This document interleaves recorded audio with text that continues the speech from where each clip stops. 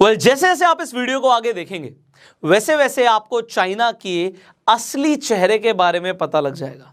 China ऐसी कौन सी चाल चल रहा है जिससे वो एक्चुअल में इस पेंडेमिक सिचुएशन में एक सुपर पावर बनता जा रहा है।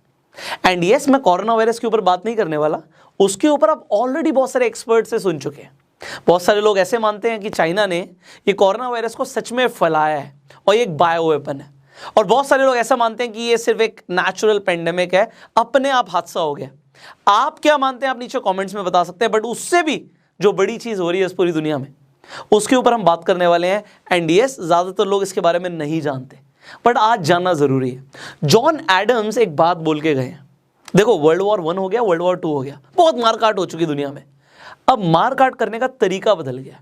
वो तरीका क्या है कि तलवार से नहीं, कर्जे से मारेंगे दुनिया को, और इस तरीके से हम सुपर पावर बनेंगे, जो है चाइना की नई चाल।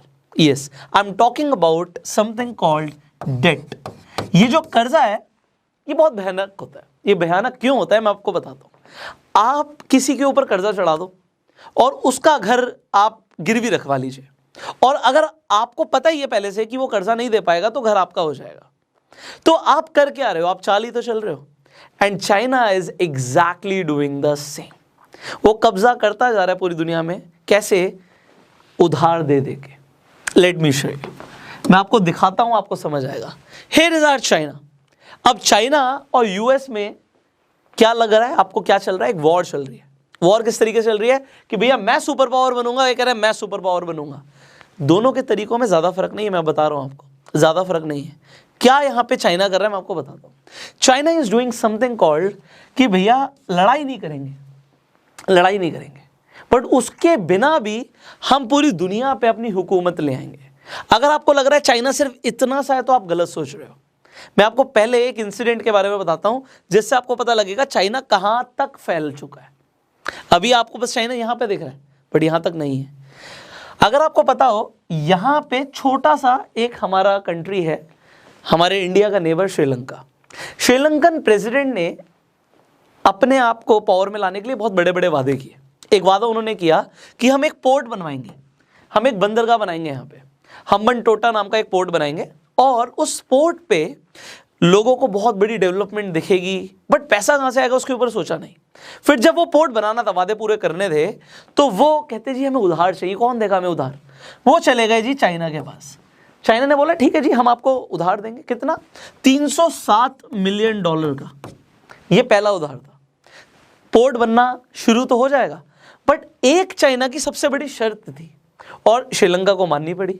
शर्त यह थी कि भैया आपको पोर्ट बनाना नहीं आता, हमारी ही कंपनी आएगी और हमारी कंपनी आपके यहाँ के पोर्ट बनाएगी, तो पैसा जो यहां से यहां आ रहा है वो उल्टा यहां से यहां चला जाएगा। तो चाइना ने एक्चुअल में तो कुछ किया ही नहीं, उसने जो पैसा दिया वो वापस उसकी ही कंट्री में पहुंच गया। बट डेफिनेटली चलिए खर्चा हो गया। अब श्रीलंका के ऊपर कर्ज आ गया। अब जैसे जैसे श्रीलंका की इकोनॉमी बढ़ नहीं पा रही थी, उसे और ज्यादा कर्जा चाहिए था। ये प्रेसिडेंट साहब दोबारा पहुंच जाते हैं किसके पास? चाइना के पास, कि हमें आप दोबारा से लोन दीजिए। अब $307 मिलियन का नहीं चाहिए, अब $757 मिलियन का चाहिए। अब $757 मिलियन का जब लोन मांगने जाते हैं, तब तक श्रीलंका के ऊपर बिलियंस का कर्जा ऑलरेडी हो चुका है, और बिलियंस के अंदर उसकी किस्त पे करनी है, तो अब पैसा और ज्यादा चाहिए। अब नए प्रेसिडेंट इलेक्ट हो जाते हैं। देखो प्रेसिडेंट्स आते रहते हैं, ये मिनिस्टर्स आते रहते हैं, और देखो मैं आपको बता रहा हूं, अभी हम बात चाइना की कर रहे हैं, बट इंडिया के ऊपर ये कितना सच बैठता है आप लोग खुद इसके बारे में डिस्कशन कर सकते हैं, और नीचे कमेंट्स में आपकी क्या राय है आप बता सकते हैं। तो व्हाट हैपेंड, कर्जा और बढ़ गया, रीपेमेंट करनी थी, अब चाहिए जी $1 बिलियन। अब $1 बिलियन भी चाइना देने के लिए रेडी हो जाता है, बट अब चाइना का षड्यंत्र समझिए, कर्जा देता जा रहा है, बट उसे पता है रीपेमेंट ये कर नहीं पाएंगे। अब उन्होंने शर्तें क्या रख दी, शर्तें बढ़ा दी कि भैया पहले तो हमने आपको जितने भी लोन दिए हैं वो 1 से 2% पे दिए, और जो लोन हमने 1 से 2% पे दिए हैं, अगर आपको नया लोन चाहिए तो ये हो जाएगा 6.3%। अच्छा जी, अब अगर आप कर्जा नहीं दे पाते तो क्या होता है, इंटरनेशनल अफेयर्स के अंदर फिर जाके एक नेगोशिएशन टाइप होता है। नेगोशिएशन क्या होता है, भैया तुम कर्जा तो दे नहीं पा रहे, फिर हम क्या करें? फिर वो कहते हैं जी ये हम्बनटोटा जो आपने ये पूरा का पूरा पोर्ट बनाया हम ही दे दो। इससे पहले भी उन्होंने क्या बोला था कि यहां से जितनी शिप्स निकलेंगी ना उसका डाटा हमें चाहिए, कौन तुम्हारे यहाँ आ रहा है, किसकी शिप खड़ी हो रही है, कौन जा रहा है, सारा डाटा चाहिए। और अब जब तुम लोन दे ही नहीं पा रहे, ये हमें ही दे दो। और एक्चुअल में उन्होंने ले लिया। इसके अलावा 15,000 एकड़ की जगह, एकड़्स, इन्होंने अलग से चाइनीज लोगों ने श्रीलंका से ली है 99 साल की लीज पे, कि तुम हमारा लोन नहीं दे पा रहे तो 99 साल के लिए पोर्ट और 15,000 एकड़ की जगह भी हमें दे दो। अब आपको पता ही है चाइना यहाँ पे क्या बनाएगा, बताओ क्या बनाएगा? Military base. उन्हें पावर चाहिए चाइना को, तो उन्होंने यहाँ पे मिलिट्री बेस बना दिया। चलो ये मैंने आपको एग्जाम्पल दिया। Now what is happening with Pakistan, इसके ऊपर हम फिर कभी बात करेंगे। पाकिस्तान यहाँ पे आपको छोटी सी कंट्री दिख रही होगी जरूर, बट उससे एक बहुत बड़ा कॉन्टिनेंट है। ये जो कॉन्टिनेंट आपको अफ्रीका दिख रहा है ना, ये अफ्रीका रहा ही नहीं है अब। Now this belongs to China. अब मैंने बोला था आपको, जैसे से हम आगे बढ़ेंगे वैसे वैसे आपके होश उड़ेंगे कि चाइना कर क्या रहा है।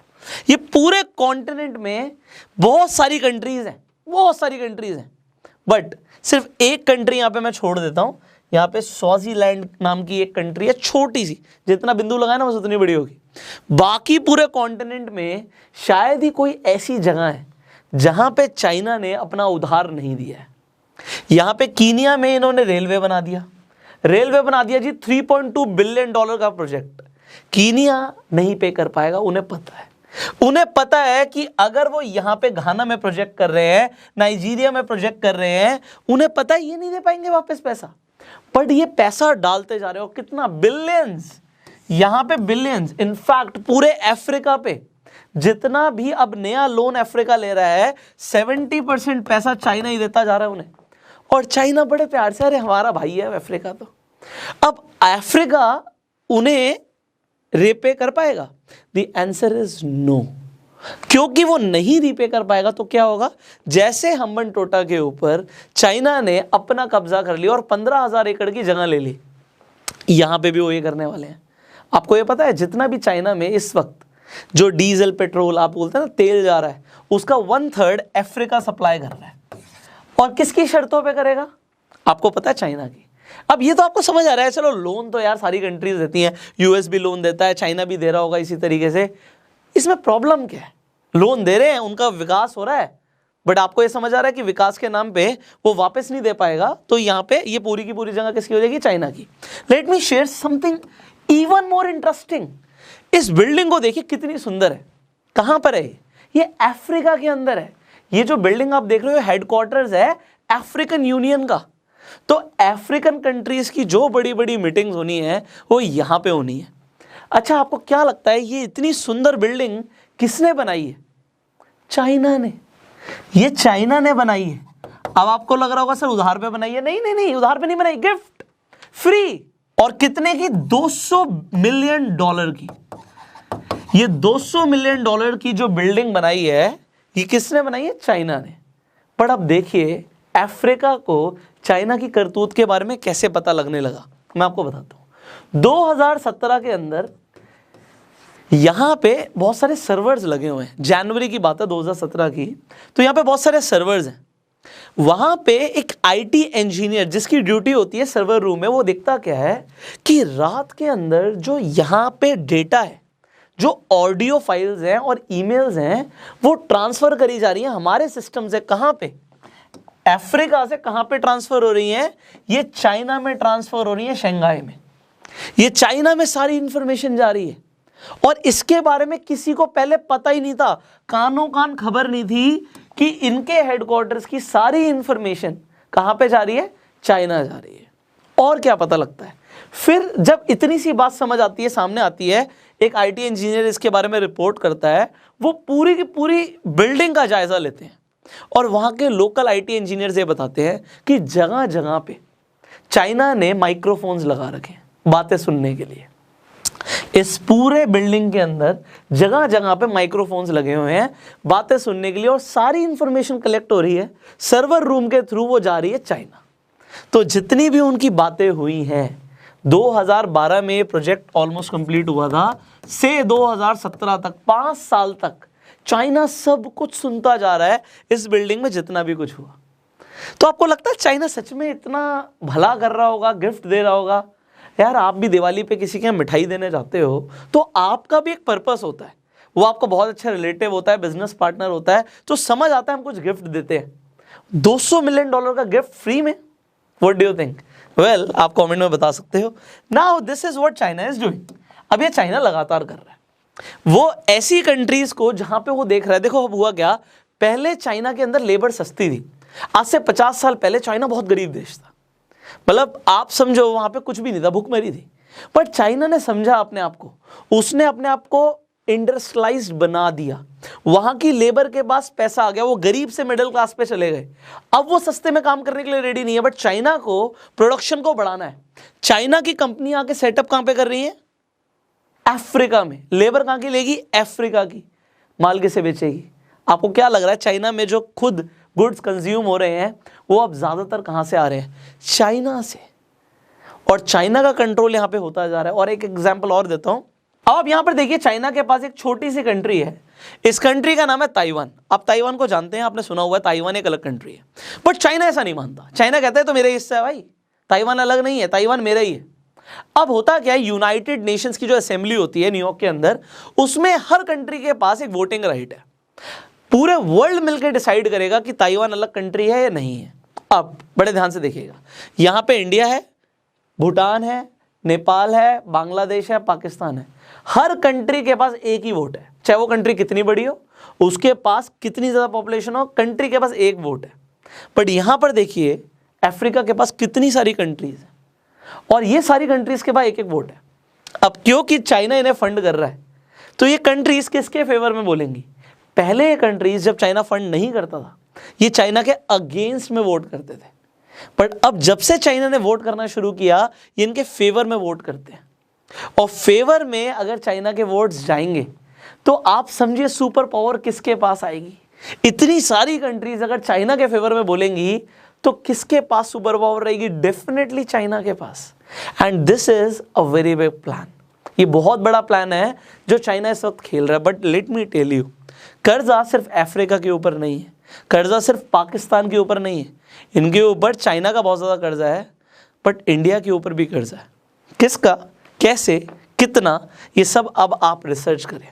आप खुद देखिए कि कर्जे के तले हमारा इंडिया का या और भी जो आसपास की कंट्रीज हैं उनका भविष्य क्या है। बिकॉज आपने ये बात मेरे से सुन ली, एंड आप अब कितनी समझते हो कि किसी भी कंट्री को घुटनों पे लाना है ना, तो दो चीज़ें हैं, पावर से ले आओ, अटैक करो, वॉर करो, लड़ाई करो, या फिर कर्जा दे दो ना, वो अपने आप ही गिड़गिड़ाएगा और उसके सारे रिसोर्सेज आपके हो जाएंगे। This is what China is doing. And आपके क्या विचार है, आप नीचे कमेंट करके बताइए। अगर आपको ये वीडियो अच्छी लगी जल्दी से लाइक कर दीजिए, एंड यूट्यूब पे देखना सब्सक्राइब कीजिए, फेसबुक पे देखना फॉलो कीजिए। I will see you in the next video. Till that time, you go self made.